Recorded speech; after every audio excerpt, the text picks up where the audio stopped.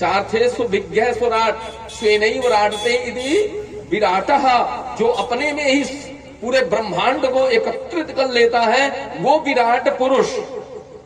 वो क्या करता है, जन्माद्यस, उसका जन्म होता है, गोकुल आता है, पूतना को मारता है, तेजोवारी मृदाम, अग्नि शुद्ध करता है, जल शुद्ध करता है, वायु शुद्ध करता है, भूमि शुद्ध करता है, गगन को शुद्ध करता है। पंचम दिवस की कथा में सुनेंगे आप। भूमि रापो नलो वायु खम मनो बुद्धिरेव च अहंकार इतियम में भिन्ना प्रकृति नष्ट था। 8 प्रकार की प्रकृति को शुद्ध कर रहे हैं वो गोविंद आकर के फिर कंस को मारते हैं।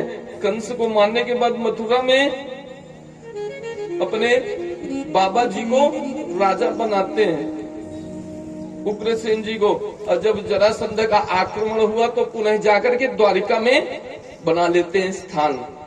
तो वो गोविंद नंदन जो गोपियों का चीर भी चुराते हैं, और गोपियां क्या करती हैं, छिचियां बर छाछ पे नाच नचावत। एक कन्हैया इधर आ।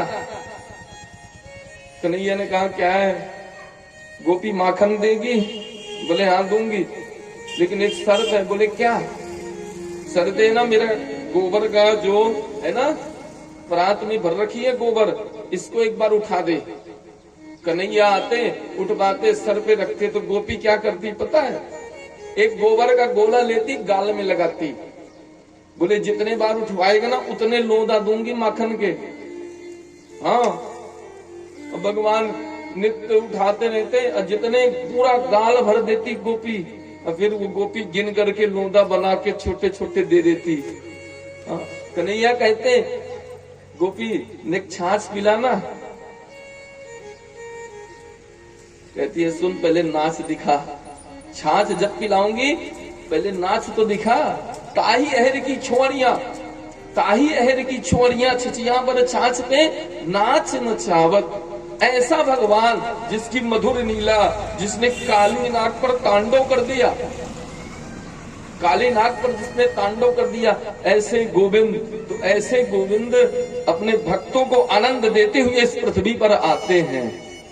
तो दूसरे सूत्र का अर्थ है जन्माद्यस्य यतः, जिसका जन्म होता है। प्रज्ञानम ब्रह्ममसि अहम तत्त्वमसि विज्ञानम ब्रह्ममसि, तुम ब्रह्म हम ब्रह्म, किसकी पूजा करना है, ऐसे होता है। बोले ये आया कहां से जी, भागवत जी की प्रकट कहां से हुई? बोले महाराज जब सृष्टि की रचना हुई तो ब्रह्मा जी को नारायण जी ने दिया चार श्लोक दिए। अहमेवासमेवाग्रे नान्यत् सत्परम पश्चात हम यदेत चा योग शिष्येत सोऽस्म्यहम् ऋते अर्थम यत् प्रतीयेता न प्रतीयेत आत्मनि तद विद्यादात्मनो मायाम यथा भासो यथात्मा यथा महांति भूतानि भूतेषु प्रविष्टान्य प्रविष्टानि तथा तेषु न तेष्वहम् एतावदेव जिज्ञासं तत्त्व जिज्ञासात्मनः अन्वय व्यतिरेकाभ्याम यस्याः सर्वत्र सर्वदा। 4 श्लोक दिए, 4 दिए। इसके बाद उन्हीं 4 श्लोकों को नारद जी को दिया। वही 4 श्लोक नारद जी ने सनकादिकों को दिया। वही सनकादिक सूत जी को भक्ति मैया को सुनाए। वही 4 श्लोक आज नारद जी ने पुनः व्यास जी को दिया। अब व्यास जी ने उसको रच करके सोचा किसको पढ़ाऊं। भाई इतना बड़ा ग्रंथ लिखा मैंने, तो कोई योग्य होना चाहिए, कोई योग्य व्यक्ति हो पढ़ने के लिए। ऐसे नहीं कि किसी को भी दे दो। बोले किसको दें? वैसे तो मेरा बेटा जो है ना, देखिए भागवत का अधिकारी प्रथम स्कंद चल रहा है। भागवत का अधिकारी कौन है? सुखदेव जी। ये कथा ऐसी नहीं है। देखिए गोपी क्या कहती हैं, गोपियां क्या कहती हैं, तब कथामृतम ताप्त जीवनम कविभिरीडितम कल्मषापहम श्रवण मंगलम श्रीमदाततम भुवि गृह्णन्ति ते भूरिदा जना। कनक मंजरी में छंद है जी। कनक मंजरी एक छंद होता है। तो कथामृतम, आपकी जो कथा है वो अमृत है। जब सुखदेव जी राजा परीक्षित को सुनाने लगे ना, तो इंद्र इत्यादि के देवता आ गए, बोले महाराज लो, बोले व्यापार करते हैं। एवं विनिमय जातो देवास्तब्ध समागमन, अमृत कलश लेके आ गए। इंद्र ने कहा ऐसा करिए सुखदेव भगवान, ये जो कथा है आप इनको परीक्षित को पिलाना चाहते हैं, ये हमको पिला दीजिए। बोले अच्छा। तो परीक्षित को सर्प डसेगा भी तो मृत्यु नहीं होगी, और हमको कथा सुना दीजिए। आप लोग इतने हुए एक बात बताएं, अहो अमीसाम किम कारी शोभनम, देवता तरसते हैं इस पृथ्वी पर आने के लिए, इस शरीर को पाने के लिए देवता तक तरसते हैं महाराज। अहो अमीसाम किमकारी शोभनम, अरे सुनो सुनो, इन मनुष्यों ने पता नहीं कौन से पुण्य किए हैं, कितने जन्म के पुण्य किए हैं कि किमकारी शोभनम प्रसन्न येषाम, इनसे स्वयं स्वयं हरि भगवान हरि प्रसन्न होकर के किसी का बच्चा बन जाते हैं, किसी का भैया बन जाते हैं, और किसी का मित्र बन जाते हैं, और किसी के पति बन जाते हैं। देखो इन भारतवासियों ने कितने पुण्य करे होंगे, कितनी तपस्या करी होगी कि गोविंद आकर के इनके साथ गलवैया चलते हैं। हे भगवान निशु भारत आज रे, हमारा भी एक बार यहाँ दे दो ना, एक बार जन्म दे दो।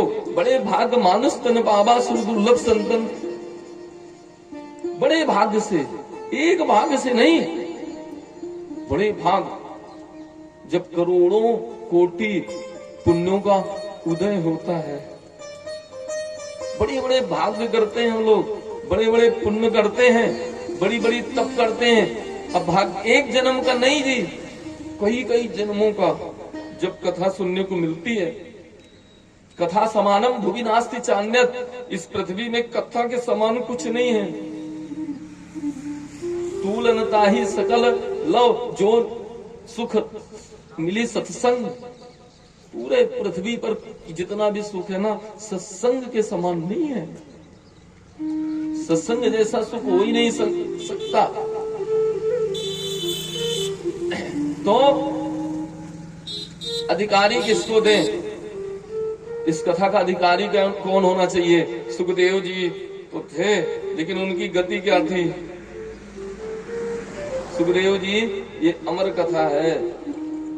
अमरनाथ में ना एक बार की बात, पार्वती जी माता पार्वती जी के पास पहुंच गए। कौन? नारद जी। नारद जी को लगानी थी थोड़ी सी आग, बोले कुछ लीला कर लें। हाँ, बोले नारद जी ने कहा मैया पार्वती, आजकल पति पत्नी में ना प्रेम कम होता है। अब माता तो माताएं होती हैं। बोले कैसे कह रहे हो आप? हमारे पति देव एक माला करते हैं ना, तो वो भी हमको बता देते हैं। नारद जी ने कहा मैया एक बात बताओ, आप तो बहुत चाहते हैं। बोले हाँ, बहुत प्रेम करते हैं। तो ये बता सकती हो आप कि ये जो मुंडों की माला है किसकी है? अब तो गुस्सा हो गई। बोले ये बात तो आज तक नहीं बताई, जाके कोप भवन में चली गई। नारद जी जा रहे थे, नारद शंकर जी ने प्रणाम किया। नारद जी बोले जाओ, देवी जी इंतजार कर रही हैं। समझ गए कुछ दाल में काला है। आए, बोले कहाँ है माँ पार्वती मैया? बोले गई है महाराज कोप भवन में। अब शंकर जी दौड़े दौड़े आए, देवी क्या हुआ? बोले ही नहीं पार्वती। मैया ने कहा सुनो, सब कपटी होते हैं। हाँ, बोले देवी मैं तुमको एक माला करता हूँ तो वो भी बता देता हूँ, मैं तुमसे इतना प्रेम करता हूँ। बोले ना, आप ये बताओ ये मुंडों की माला किसकी पहन रखी है? लो कर लो बात। देवी तुम जन्म लेती हो, बार बार मरती हो, इसलिए जितनी बार मरती हो ना, ये तुम्हारे ही पूरे मुंडों की माला है। मैं तुमसे इतना प्रेम करता हूँ।